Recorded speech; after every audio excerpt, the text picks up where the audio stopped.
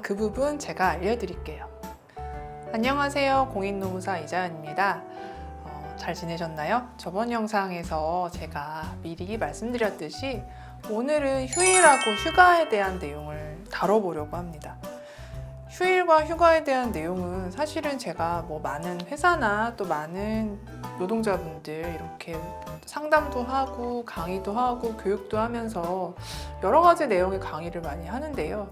제 경험상 이 휴일과 휴가에 대한 내용을 제일 반짝반짝 눈을 빛내시면서 들어주시고 또 끝나고 나서는 휴일이나 휴가에 대한 내용에 대해서 질문도 제일 많이 해주시는 것 같더라고요. 제가 사실은 예전보다는 점점 더 휴일과 휴가에 대한 관심이 많아지고 있는데 왜일까라고 생각을 해봤는데 사실 저희가 먹고 살려고 돈을 벌기 위해서 일을 하고는 있으나 또 일 많이 해서 돈 많이 버는 것도 좋지만 더 중요한 거는 우리 개인적인 행복 또 가족과의 행복 이런 것들이 사실 점점 더 중요하고 커지고 있잖아요. 조금 어려운 말로 한다면 일과 생활의 균형, 일과 가정의 양립 이런 것들이 지금 현대사회에서는 어느 때보다 더 중요한 시기인 것 같습니다. 그래서 이런 것들을 보장해주고 있는 법제도 휴일과 휴가에 대한 내용이 예전보다 점점 더 많은 관심을 갖게 하시는 것 같아요.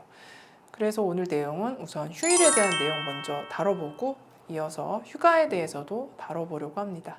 자, 그러면 먼저 휴일에 관한 법률부터 한번 살펴보고 갈게요. 우리 노동자들의 휴일은 크게 세 가지로 이루어지는데요.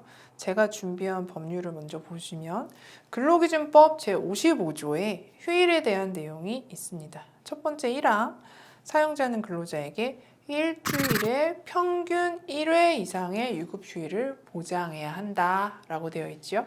두 번째 2항에서는요. 근로자에게 대통령령으로 정하는 휴일을 유급으로 보장해야 한다라고 되어 있습니다. 그럼 대통령령으로 정하는 휴일이 뭘까? 시행령 30조에 보시면 2항에 보시면 대통령령으로 정하는 휴일이란 관공서의 공휴일에 관한 규정에 따른 공휴일 및 대체 공휴일을 말한다 라고 되어 있습니다. 자, 그럼 저희가 지금까지 첫 번째 일주일에 1회 부여하는 휴일, 이것을 저희가 주휴일이라고 부릅니다. 주휴일. 두 번째 공휴일. 자, 제가 세 개라고 말씀드렸죠? 세 번째 휴일은 다른 법률에 있어요. 근로자의 날 제정에 관한 법률이라는 별도의 법률에 정해놓은 매년 5월 1일 이 날이 바로 근로자의 날이고요. 역시 법정 휴일입니다. 그래서 근로기준법에 있는 휴일 2개, 주휴일과 공휴일, 그 다음에 세 번째 근로자의 날에 관한 법률에 따른 근로자의 날, 이 세 개의 휴일이 바로 법정 휴일이고요. 이 법정 휴일은 유급으로 처리가 된다라고 할 수 있습니다. 그런데 이 세 가지의 휴일 중에서 차이가 있어요. 주휴일하고 공휴일은 직원이 5명 이상인 사업장에만 적용이 됩니다. 반면에 근로자의 날은 그 회사의 직원이 1명 이상이어도 다 적용이 됩니다. 즉, 5명 이상인 회사에 다녀야만 이 세 가지 휴일을 다 유급으로 처리를 받을 수 있고요. 직원이 5명이 되지 않는다. 그렇다면 5월 1일 근로자의 날만 유급을 주장할 수 있고 주휴일하고 공휴일은 사실은 이제 유급이 안 될 수도 있다라는 게 차이가 있다라고 말씀드릴 수 있을 것 같아요. 공휴일은 저희가 알고 있는 달력의 빨간 날이에요. 사실 몇 년 전까지는 이 공휴일이 법정 휴일은 아니었거든요. 그런데 법률이 개정되면서 이 공휴일도 저희와 같은 노동자들의 법정 휴일이 되었습니다. 자, 그럼 그 내용이 제일 좀 중요하다고 할 수 있는 주휴일에 대해서 한번 얘기해 볼까요? 주휴일은 법률에 있듯이 일주일에 평균 1회 이상의 그 휴일을 보장해 줘야 된다라는 내용입니다. 그런데 이 주휴일은 무조건 유급은 아니에요. 이 주휴일이 유급이 되려면 일주일 동안 내가 회사랑 출근하기로 약속했던 날에 개근을 해주셔야 됩니다. 즉, 일주일을 모두 만근한 경우에만 주휴일이 유급으로 처리가 될 수가 있습니다. 즉, 일주일을 성실하게 일해야만 주휴수당의 청구권이 생긴다라고도 말할 수 있을 것 같습니다. 여기까지는 법정 휴일에 대한 내용을 말씀드렸어요. 그런데 회사마다 법정 휴일 말고 예를 들면 창립기념일 또는 노조 기념일 이런 날들도 휴일로 지정이 되어 있을 수는 있어요. 이런 날은 아까 살펴봤던 법정 휴일과 구분하기 위해서 약정 휴일이라고 부르고 있습니다. 약정 휴일은 그래서 회사마다 있을 수도 있고 없을 수도 있다라고 말씀드릴 수 있어요. 여기까지 저희 휴일에 관한 내용을 공부해 봤는데요. 그럼 제가 저번 영상에서 말씀드렸듯이 법률이 노동자의 인권을 보호하기 위해서 사람으로서 최소한의 권리를 보호하기 위해서 휴식권을 보장하는 제도를 만들었다. 그 세 가지가 바로 휴게 시간, 휴일, 휴가라고 말씀드렸어요. 마지막 휴가에 대해서 한번 살펴보도록 하겠습니다. 이 휴가는 휴일하고는 비슷하기도 하고 좀 다르기도 해요. 휴일은 말 그대로 출근하기로 한 그 날 하루를 쉬는 것을 휴일이라고 한다면 휴가는 하루 단위가 아니라 좀 더 길게 며칠 이렇게 주는 것을 휴가라고 합니다. 법정 휴가에 대해서 먼저 살펴볼 거예요. 법정 휴가는 사실은 대표적인 법정 휴가는 연차 유급 휴가라고 할 수가 있겠죠. 연차 유급 휴가에 대해서 법률이 어떻게 규정하고 있는지 우선 법률부터 살펴볼게요. 연차 휴가에 관한 법률은 근로기준법 제60조에 있습니다. 근로기준법 60조를 함께 한번 볼까요? 1항 사용자는 1년간 80% 이상 출근한 근로자에게 15일의 유급휴가를 주어야 한다.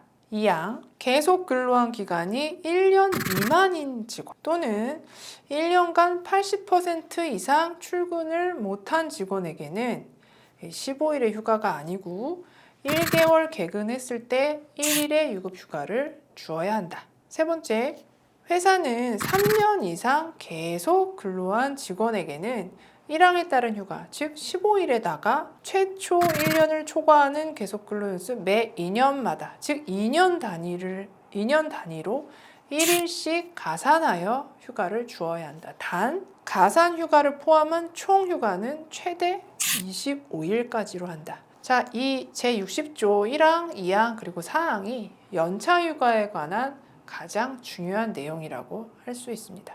이 연차 유급 휴가는 말 그대로 1항에 보셨듯이 1년을 단위로 부여하는 휴가예요. 그래서 원래는 근속기간이 1년이 넘을 때부터 청구권, 사용권이 생기는 휴가였어요.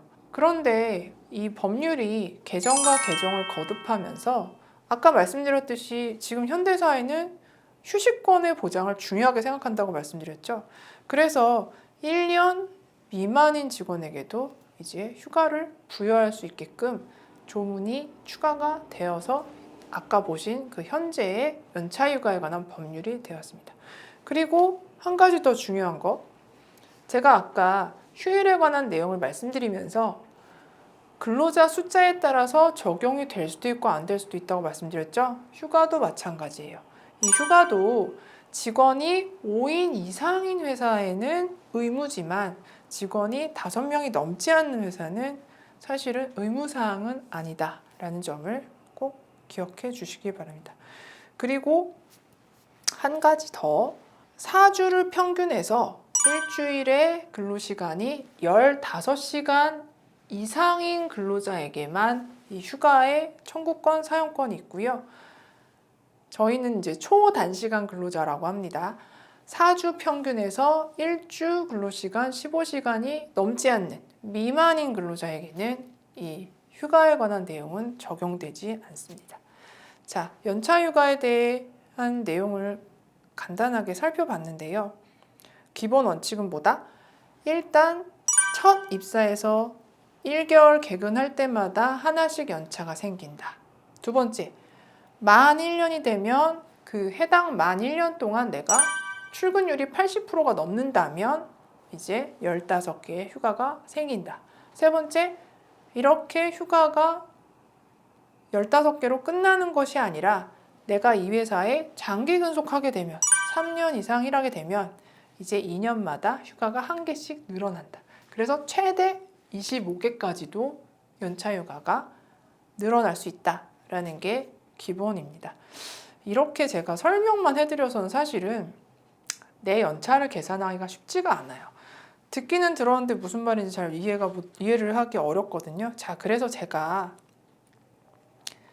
예시를 들어서 한번 저와 함께 계산을 해보려고 합니다. 자, 2022년 1월 1일에 입사한다. 자, 2022년 1월 1일에 입사했어요. 입사했는데 예를 들어서 내가 입사해서 5월 30일까지만 일하고 퇴사를 했다면 그러면 내 연차는 몇 개일까? 생각해 볼까요? 자, 2022년 1월 1일에 입사한다는 연차 발생 시점을 생각해 볼게요. 2022년 2월 1일에 1개 생기겠죠. 그리고 3월 1일에 1개, 그리고 4월 1일에 1개, 5월 1일에 1개. 그래서 총 몇 개가 생길까요? 네, 4개가 생기게 됩니다. 한 달 개근할 때마다 1개씩 생기니까요. 자, 그러면 예를 들어서 내가 5월 31일자로 퇴사하지 않았고 2022년 12월 31일까지 일하고 퇴사했다면, 즉 정확하게 1년을 딱 채우고 퇴사를 한다면 나의 휴가는 며칠일까? 아까 말씀드렸죠? 개근 1개월에 대해서 1개씩 발생한다고. 그래서 총 연차일수는 11개가 발생하게 됩니다. 왜 11개지? 1년이니까 12개월이니까 12개 아니야? 자, 첫 번째 1월 1일은 개근하는 달이니까 발생이 없죠. 그래서 1월 1일은 발생이 없고요. 그 다음 달 2월 1일부터 발생을 시작해서 이제 12월 1일에 발생하는 것까지 총 11개가 됩니다. 1년을 조금 더 일하고 퇴사를 한다면 2023년 1월 31일까지 일하고 퇴사했다면 총 11일의 연차가 발생을 하고요. 자, 그 다음에 말씀드렸죠. 60조 1항. 전년도 1년에 대해서 80% 이상의 출근을 했기 때문에 15개의 연차가 발생합니다. 그래서 총 26개의 연차를 사용하게 된다. 어떤 경우에 내가 1년 하고 하루라도 더 일을 했다면 1년, 예를 들면 근속기간이 1년 1일이다. 1년 2일이다. 그렇다면 총 26개 연차가 발생하게 됩니다. 자, 그리고 아까 저희가 가산휴가에 대해서 말씀드렸잖아요. 자, 예를 들어서 내가 2022년 1월 1일에 입사한 내가 2025년 5월 31일까지 일하고 퇴사했다면, 자, 보시다시피 첫 1년 동안은 총 11개, 그 다음에 두 번째 2023년에는 15개, 2024년에 15개, 2025년에 드디어 가산이 됩니다. 그래서 16개 연차가 발생하게 됩니다. 자, 이렇게 해서 연차는 그 장기 근속하면 할수록 가산이 된다라고 말씀을 드릴 수 있을 것 같아요. 자, 이렇게 저랑 같이 연차에 대한 내용을 문제로 한번 풀어봤습니다. 내 연차는 며칠일까 계산하고 싶잖아요. 그래서 제가 계산을 같이 한번 해본다라고 생각하고 한번 계산 같이 해봐 드렸고요. 제일 좋은 방법은 내 연차가 며칠인지 회사에 물어보는 방법이 제일 좋긴 합니다. 그래서 물어보면 회사가 알려주니까요. 또 회사마다 직원의 입사일을 기준으로 연차를 관리하지 않고 매년 1월 1일, 회계연도를 기준으로 관리하는 회사도 있을 수 있어요. 그래서 회사가 주는 연차랑 내가 생각하는 연차랑 좀 다른데 그럴 수도 있긴 한데, 어쨌든 제일 중요한 거는 저와 같이 계산해보니 연차휴가 산정 방법은 법이 정한 기준이거든요. 그래서 적어도 내가 회사에 다닐 때는 모르지만 내가 퇴사하는 시점에서 저랑 같이 풀어본 그런 방법으로 내 입사부터 퇴사까지의 퇴사일이 정해진 경우에요. 연차를 한번 계산해보고 내가 이만큼의 연차를 받을 수 있는데 더 받았는지 덜 받았는지 그런 판단을 한번 해보실 수 있겠다라는 생각이 듭니다. 자, 그러면 예를 들어서 내가 연차휴가가 이렇게 있었는데 다 못 썼어요. 다 못 썼는데 이 연차휴가라는 것은요, 생기고 발생하고 1년 동안 쓸 수 있는 거거든요. 근데 내가 발생하고 사용기간이 1년인데 벌써 사용기간이 끝났어요. 그럼 이 연차는 어떻게 되죠? 내 권리인데 그냥 사라지나요? 그렇지 않습니다. 회사가 나에게 연차를 부여했는데 내가 그 연차 사용을 다 못했다. 남은 연차가 있다. 잔여 연차가 있다라고 하면 그 연차 휴가는 수당으로 회사가 보상을 하도록 되어 있어요. 그래서 이거를 저희는 연차수당이라고 부릅니다. 자, 그래서 이 연차수당은 잔여 연차가 남아있는 경우에 청구할 수 있다, 또 회사가 줘야 한다라는 말씀을 드릴 수 있고요. 그러면 법률에서 정해놓은 휴가는 연차 휴가밖에 없는 것일까? 그렇진 않습니다. 하지만 왜 제가 연차 휴가를 제일 앞에 또 길게 설명드렸냐면, 이 연차 휴가라는 것은 뭐 남녀 구분 없이 뭐 근속기간에 따라서 이렇게 부여받을 수 있는 거거든요. 하지만 이제 지금 제가 몇 가지 간단하게 이제 소개해드릴 휴가는 특정한 경우에만 이제 청구할 수 있는 휴가들이에요. 자, 어떤 것들이 있냐면 제일 먼저 생각나는 거는 뭐 출산휴가가 있을 수 있죠. 그리고 뭐 예를 들면 생리휴가 또는 유사산 휴가, 뭐 이런 것들은 사실은 여성의 경우에만, 여성 노동자만 혜택을 청구할 수 있는 휴가여서 좀 범용성이 있는 휴가라고 보기는 어렵겠죠. 그리고 또 뭐가 있을까요? 남성 노동자분들에게만 또 주어지는 배우자 출산 휴가도 있을 수 있고요. 이 법정 휴가 외에도 회사에서 주는 뭐 경조 휴가 이런 것도 있을 수 있어요. 경조 휴가는 사실은 법률에는 규정은 없습니다. 그래서 약정 휴가라고 할 수 있고요. 뭐 경조휴가 예를 들어서 뭐 본인이 결혼한다든지 자녀가 결혼한다든지 뭐 며칠을 줄지, 유급으로 줄지 무급으로 줄지, 이건 사실은 회사가 정하기 나름이다. 그리고 또 뭐가 있을까요? 병가도 있을 수 있죠. 병가도 마찬가지로 법정 휴가라고 볼 수는 없습니다. 다만 이 병이 또는 사고로 인해서 생긴 이 질병이 업무와 관련성이 있다. 즉 저희가 보통 얘기하는 산재로 인해서 출근을 하지 못하는 경우다라고 한다면 이제 당연히 법률의 보호를 받는 그런 휴가를 받으실 수 있는데, 그렇지 않고 예를 들어서 제가 주말에 자전거 타고 가다가 넘어져서 다리가 부러졌다. 이거는 일하고는 아무 관련이 없잖아요. 회사의 병가에 관한 규정이 있다면 신청할 수 있지만 회사에 특별히 병가 규정이 없다면 뭐 연차를 쓰거나 그래야 되는 경우라고 할 수 있겠죠. 자, 여기까지 오늘 휴일과 휴가에 관해서 저랑 법률도 확인해보고 또 같이 연차휴가 계산도 해봤습니다. 다음 영상에서는 이제 중요한 임금에 대한 얘기를 해보려고 합니다. 사실상 저희가 일을 하는 목적이기도 하죠. 다음 영상에서 살펴볼 임금에 대한 내용도 많이 기대해 주시고요. 오늘 휴일과 휴가에 관한 내용은 여기까지 마치겠습니다. 감사합니다. 다음 영상에서 봬요.